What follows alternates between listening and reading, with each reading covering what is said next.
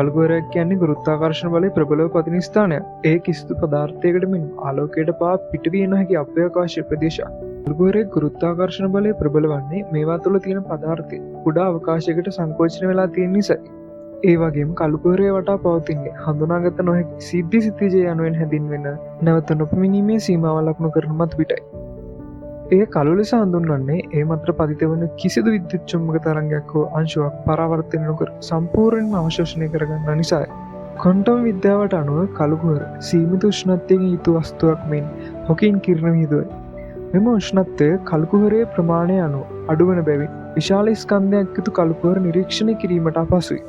මේවා අදෘශ්‍ය වුවත් වෙනත් පදාර්ථ සමග සිදුවන අන්තර්ක්‍රියා මගින් කළුකුවර හඳුනාගත හැකි වෙනවා. කළුකුවරයක් නිර්මාණය වන්නේ තරුවක ජීවිත කාලය අවසන් වීමෙන් පසුයි. තරුවක් ජීවත් වන්නේ ඒ මූලික ද්‍රව්‍යයන් හයිඩ්‍රජන් සහ නියුක්ලියස් සංයෝජනයෙන් නිපදවන ශක්තිය නිසායි. මෙය නියුක්ලියර් ෆියුෂන් ලෙස හඳුන්වනවා. තරුවක් ඇතුළත ෆියුෂන් ක්‍රියාවලිය නැවතීමෙන් තරුවේ ශක්තිය අවසන් වෙනවා. තාරකාවේ ඉන්ධන අවසන් වූ විට තමන්ගේ පිටත බාහිර ආවරණය තවදුරටත් රඳවා ගැනීමට බැරි තත්ත්වයක් උදාවෙනවා. තාරකා මුගේ පවතින ගුරුත්වාකර්ෂණ බලය නිසා තාරකාවේ බාහිර ආවරණය අභ්‍යන්තරයට ආකර්ෂණය කරගන්නවා. ඉන්පසු එකවරම තාරකා මූලයේ පිටතට බවුන්ස් වීමක් සිද්ධ වෙලා තාරකාවේ බාහිර ආවරණය පිටතට පුපුරා යාම සිද්ධ වෙනවා. මේ සිදුවීම සුපර්නෝවා එකක් ලෙස තමයි හඳුන්වන්නේ. මෙලෙස තාරකාවක සුපර්නෝවා අවස්ථාව විශ්වයේ ඉතාමත්ම දීප්තියක් දැල්වන සුළු චමත්කාරජනක අවස්ථාවකි. සුපර්නෝවාකින් පසු තාරකා මූලයට බාහිර ආවරණයන් ඉන්පසු සිංගියුලරිටි නැති ක්‍රියාවලිය සිද්ධ වෙනවා. එහිදී ගුරුත්වාකර්ෂණ බලයෙන් තාරකා මූලයට ඉතා කුඩා අවකාශයකට අතික ස්කන්ධයක් එකතු කරන අධික ඝනත්වයක් සහිත කක්ෂයක් නිර්මාණය කිරීම.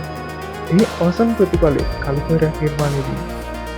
එනිසා ඇතිවන කළුකුවරය මායිම ඉවෙන්ට් හොරයිසන් කියලා හඳුන්වනවා.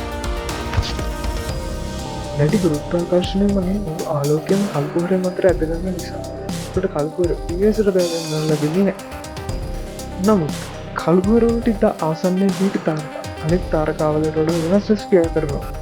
ඒකට හේතුව තමයි කළුකුවර වටා ඇති ප්‍රබල ගුරුත්වාකර්ෂණ බලය.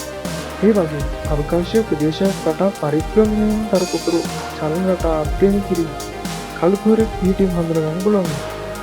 එමෙන්ම පරියුක්මයේ විශාල කළුකුවරයකට පදාර්ථ ඇදගන්නා විට එම වායු සර්පිලාකාර හැඩගැස අධි උෂ්ණත්වයකට පාචනයේදී නිකුත් කරන කිරණ මගින් කළුකුවර හඳුනගන්න පුළුවන්.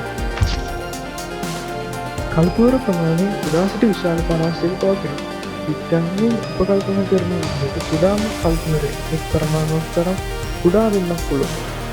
නමුත් මේ කළුකුවර ප්‍රමාණය කුඩා වුවත් ඒවාට විශාල ස්කන්ධයක් පවතිනවා. ඒ කියන්නේ මේ කළුකුවර තුළ විශාල පදාර්ථ ප්‍රමාණයක් පවතිනවා. ස්ටෙලර් ලෙස හඳුන්වන කළුකුවර විශේෂයක් පවතිනවා. මේ ස්කන්ධ සූර්ය ස්කන්ධයෙන් කිසිදුණක් පමණයි. අපේ පෘථිවියේ තිබෙන මන්දාකින්නේ ඒ කියන්නේ ශීරබදු ස්ටෙලර් කළුකුවර බොහෝ ප්‍රමාණයක් තියෙනවා. විශාලතම කළුකුවර සුපර්මැසිව් කළුකුවර ලෙස හඳුන්වනවා. ඒ ස්කන්ධ සූර්යයන් මිලියන 4කට වඩා වැඩි ස්කන්ධයක් සුපර්මැසිව් කළුකුවරයකට පවතිනවා.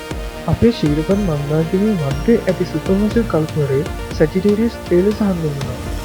කෙසේ වෙතත් මෑතකදී කරන ලද පරීක්ෂණවලට අනුව මේ සූර්ය ස්කන්ධ මිලියන 4කට අධික විය යුතු බව සොයාගෙන ඇත. විශ්වයේ ඇති විශාලතම කළුකුවර සූර්ය ස්කන්ධ මිලියන ගණන් විශාල වන අතර ඒවා අතිසුපිරි විශාල කළුකුවර ලෙස හඳුන්වනවා. ස්ටීවන් හොකින්ට අනුව කළුකුවර තුළට වැටෙන කිසිදු දෙයක් නැවත එළියට එන්නේ නැහැ. ඒ වගේම ක්වොන්ටම් ෆිසික්ස් අනුව කළුකුවරයක් නිතරම විකිරණ නිකුත් කරනවා. මේ විකිරණ නිසා කාලයකින් පසු කළුකුවර තුළ තිබූ ශක්තිය අවම වෙනවා. එම නිසා ඒ මැකී යන්නත් හැකියාවක් ඇති බව ඔහු තර්ක කර ඇත.